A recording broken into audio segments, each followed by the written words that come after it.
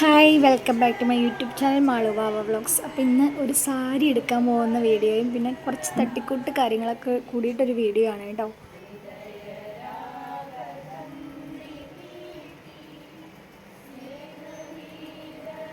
Hi, അപ്പോൾ കോളേജിലെത്തി പ്രയറൊക്കെ കഴിഞ്ഞിട്ട് ഞങ്ങൾ നേരെ ഓണ സെലിബ്രേഷനുള്ള സാരി എടുക്കാൻ വേണ്ടി പോയതാണ് കേട്ടോ. 2-3 കടകളിൽ കയറി ഇറങ്ങി, അവിടെയൊന്നും ഇഷ്ടമായില്ല. പിന്നെ വിലയും ഭയങ്കര കൂടുതലായിരുന്നു കേട്ടോ. അങ്ങനെ ഞങ്ങൾ താജിൽ പോയപ്പോൾ അപ്പുറത്ത് കണ്ട സെയിം സാരി 200 രൂപയുടെ ഡിഫറൻസ് ഇവിടെ കുറവ് കേട്ടോ. എന്താ അല്ലേ, ബിസിനസ് മൈൻഡ്. ഓരോ സ്ഥലത്ത് ഓരോരോ സെയിം തൊട്ടടുത്തടുത്ത കടകളാണ്, എന്നിട്ട് ഇത്ര രൂപയുടെ വ്യത്യാസം എന്നറിയോ. അപ്പം ഞങ്ങൾ പ്രിൻ്റ് ഉള്ളൊരു സെറ്റ് സാരിയാണ് കേട്ടോ എടുത്തത്. സെറ്റ് സാരി എപ്പോഴും നമ്മൾ എപ്പോഴും ഈ കസവുള്ളതും അങ്ങനെയൊക്കെ. എനിക്ക് സെറ്റ് സാരി സത്യം പറഞ്ഞാൽ ഇല്ല കേട്ടോ. ഞാൻ ഒന്നാമത്തെ എനിക്ക് സാരി ഉടുക്കാൻ അറിയില്ല, അതുകൊണ്ട് ഞാൻ സാരികൾ അങ്ങനെ വാങ്ങിക്കാറില്ല. ഇപ്രാവശ്യം സെറ്റ് സാരി എന്തായാലും ഉടുക്കണം എന്ന്. കഴിഞ്ഞ പ്രാവശ്യം ഓണം സെലിബ്രേഷന് മറ്റേ ധാവണിയാണ് എടുത്തത്. ഇപ്രാവശ്യം എന്തായാലും ധാവണി വേണ്ടെന്ന് വെച്ചു. പിന്നെ നമ്മളത് യൂസ് ചെയ്യില്ലല്ലോ. സെറ്റ് സാരി ആണെങ്കിൽ പിന്നെ ഉടുക്കാം, ധാവണിയാണെങ്കിൽ എനിക്ക് ഉടുക്കാൻ അറിയില്ല. അത് വെറുതെ അലമാരയിൽ ഇങ്ങനെ മേടിച്ച് വെച്ചേക്കാന്നല്ലാണ്ട് 1-2 വട്ടമായിട്ട് യൂസ് ചെയ്തിട്ടുണ്ട്, പിന്നെ ഉപയോഗിച്ചിട്ടില്ല. ഇനിയിപ്പോൾ മാളുവിനും പാവയ്ക്കൊക്കെ എൻ്റെ സെയിം എനിക്ക് പറ്റണത് തന്നെ അവർക്കും പറ്റും. അതുകൊണ്ട് പിന്നെ ഞാൻ യൂസ് ചെയ്തില്ലെങ്കിൽ എൻ്റെ മക്കൾക്ക് ഉപയോഗിക്കാമല്ലോ. അങ്ങനെ ജോലി കഴിഞ്ഞ് വന്നപ്പോൾ കാലത്ത് തന്നെ ഗ്യാസ് കഴിഞ്ഞിട്ടുണ്ടായിരുന്നു കേട്ടോ. അപ്പോൾ ഗ്യാസ് എടുക്കാൻ വേണ്ടിയിട്ട് പോയതാണ്. അങ്ങനെ ഗ്യാസൊക്കെ എടുക്കുക. ഞാൻ സാധാരണ അവിടെ പോയിട്ട് ഗ്യാസ് എടുക്കുന്നേ ചെയ്യാറ് കേട്ടോ. ഇവിടെ വീട്ടിലേക്ക് കൊണ്ടുത്തരും, പക്ഷേ ഞാൻ അങ്ങനെ എടുക്കാറില്ല. ഞാൻ ഇവിടെ അടുത്ത് തന്നെയാണ്, അപ്പോൾ പിന്നെ അവിടെ പോയി എടുക്കല്ലേ നല്ലത്. അങ്ങനെ ഗ്യാസൊക്കെ എടുത്ത് കൊണ്ടുവന്നു. പിന്നെ ചിക്കൻ വാങ്ങിച്ചിട്ടുണ്ടായിരുന്നു. അപ്പോൾ ഞാനിത് പുതിയ ഉരുളി വാങ്ങിച്ചിട്ടുണ്ടായിരുന്നു കേട്ടോ. ഇവിടെ വലിയ ഉരുളിയുള്ളത്, ചെറിയ ഉരുളി ഇവിടെ ഉണ്ടായിരുന്നില്ല. അപ്പം ഞാനിന്ന് ചിക്കൻ വാങ്ങിച്ച് ആദ്യമായിട്ട് ഉരുളിയിൽ.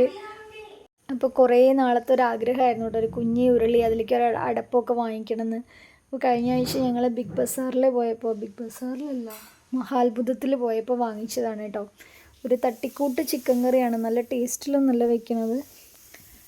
അധികം സമയമൊന്നുമില്ല, അപ്പോൾ ഞാൻ ചെറുതായിട്ട് തട്ടിക്കൂട്ടിയൊരു ചിക്കൻ കറി വെക്കാമെന്ന് വിചാരിച്ചു.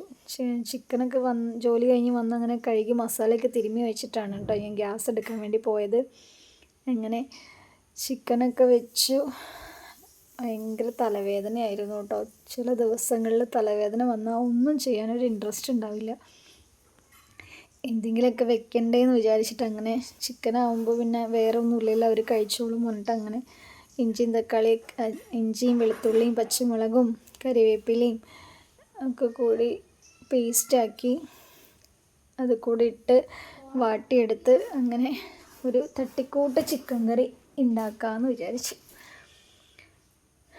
ചിക്കൻ കുറേ ആയിട്ടോ ഞാൻ ചിക്കൻ വാങ്ങിക്കാറില്ല. അപ്പോൾ ചിക്കന് നല്ല വിലയും കൂടിയാണല്ലോ, അതുകൊണ്ടല്ല വാങ്ങിക്കാത്ത കേട്ടോ. ഏട്ടൻ പോണേൻ്റെ തലേ ദിവസം ചിക്കൻ വാങ്ങിച്ചതാണ്.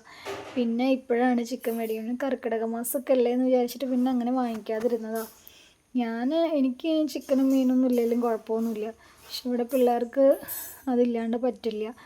അപ്പോൾ പിന്നെ ഞാൻ വാങ്ങിച്ചതാണ് ചിക്കൻ. മീൻ ഇടയ്ക്കിടയ്ക്ക് വാങ്ങിക്കാറുണ്ട് കേട്ടോ. ചിക്കൻ ഞാൻ സാധാരണ കർക്കിടക മാസത്തിൽ 10-15 ദിവസം ചിക്കനും മീനൊന്നും കൂട്ടാതിരിക്കുന്ന ആളായിരുന്നു. കഴിഞ്ഞ വർഷമൊന്നും ഞാൻ കൂട്ടിയിട്ടുണ്ടായില്ല കേട്ടോ. ഇപ്രാവശ്യം പക്ഷേ കൂട്ടി, പറഞ്ഞിട്ട് കാര്യമില്ല. ഇവിടെ ഈ ആകെ 3-4 പേരുണ്ട്, അവർക്ക് ഈ 2-3 കറികൾ ഉണ്ടാക്കുക എന്ന് പറഞ്ഞാൽ തലയ്ക്ക് പ്രാന്ത് പിടിക്കും. അങ്ങനെ പപ്പടവും കാച്ചി കൊണ്ടാട്ടമുളകും വറുത്തു.